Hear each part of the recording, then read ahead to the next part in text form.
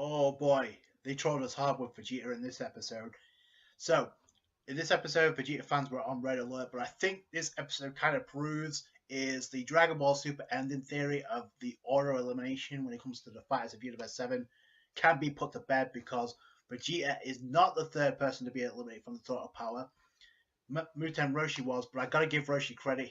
His last act was to free Vegeta from the ball. They trolled us hard until the very end. People thought that Roshi was gonna die. I called it out in my recent Dragon Ball Super discussion. I said there's no way Roshi's gonna die. What is the purpose of having him die and then Goku bringing him back to life and then having him die? Yes, it made no sense. So I was right about that. However, the theory of him using the Mafuba against Frost and Frost using it against Vegeta was correct. However, he used it a second time, which I have a problem with. Talking with Champa to let him off the hook if they're successful in the Total Power. We heard about this in the spoilers.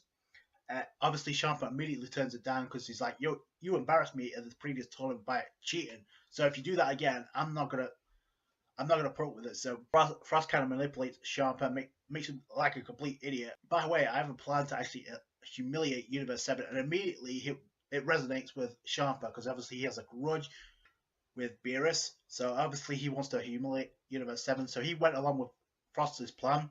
Zeno's actually monitoring the number of fighters left in the Total Power. I guess the kind of like the acting as the spectators or the viewers as okay. Let's summarize who's left. So you use the first 5 minutes to summarize who's left with Universe 2, Universe 3 having 7 fighters left, Universe 4 having 4 fighters left, go figure. Universe 6 and 7 both having 8 fighters as well. I think Universe 2 have 7 fighters, yeah. Universe 2 have 7 fighters left. So Universe 6 and Universe 7 both have 8 fighters left. We have an Universe 11 with only 3 fighters left, and Champa said something really interesting. It's like, yeah, we have the numbers right now, so go after Universe 7.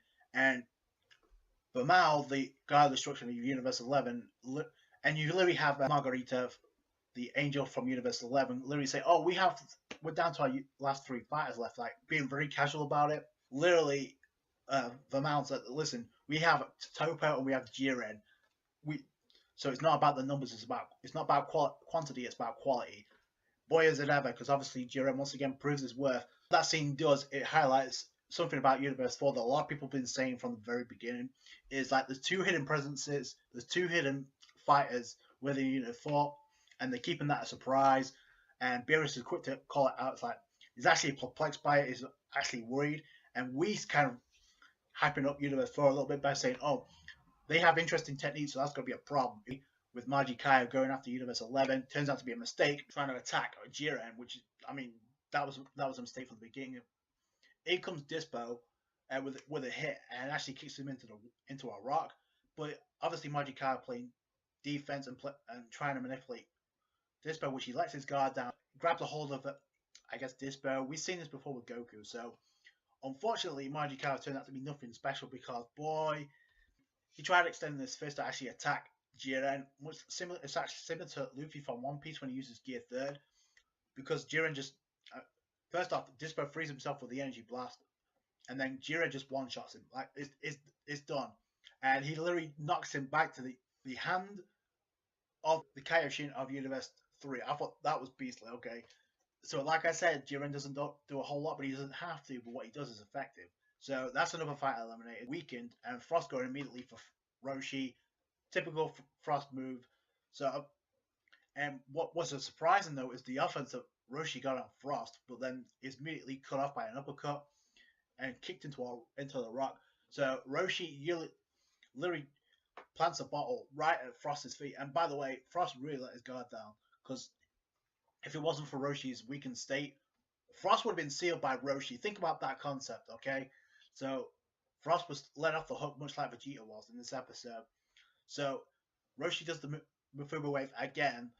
However, because of his weakened state, he didn't have what it took to actually execute it perfectly. We saw this with King Piccolo back in the day, so it's not something new. What happens is Frost notices the technique and how effective it can be, and Frost literally dodged the bullet and then fired a death beam over Vegeta. He notices Vegeta, and we know what the plan was going to be from that point on.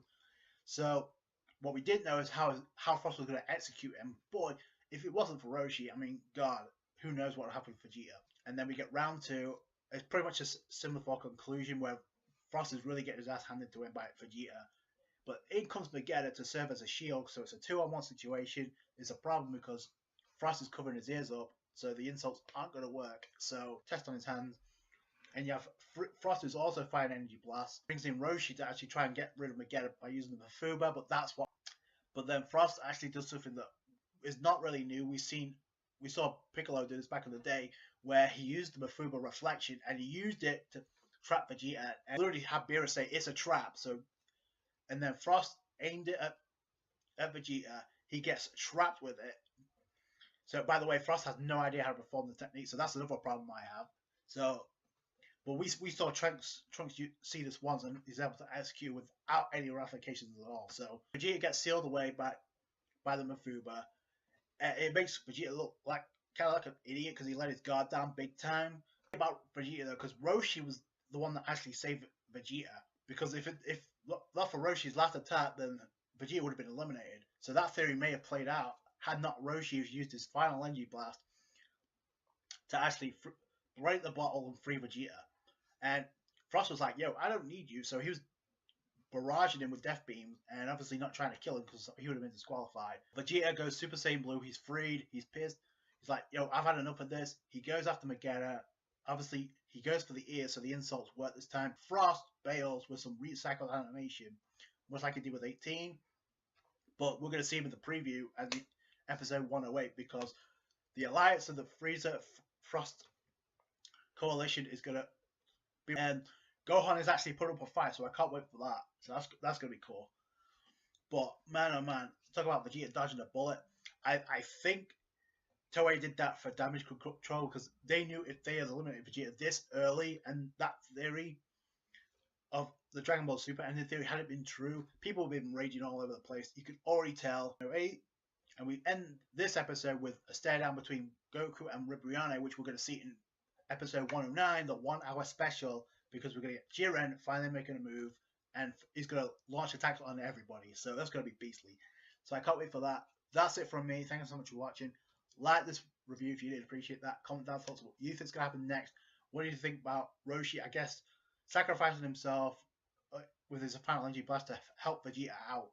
And what do you think is going to happen next? Subscribe to the channel for more Dragon Ball Super. Catch you guys later. Bye.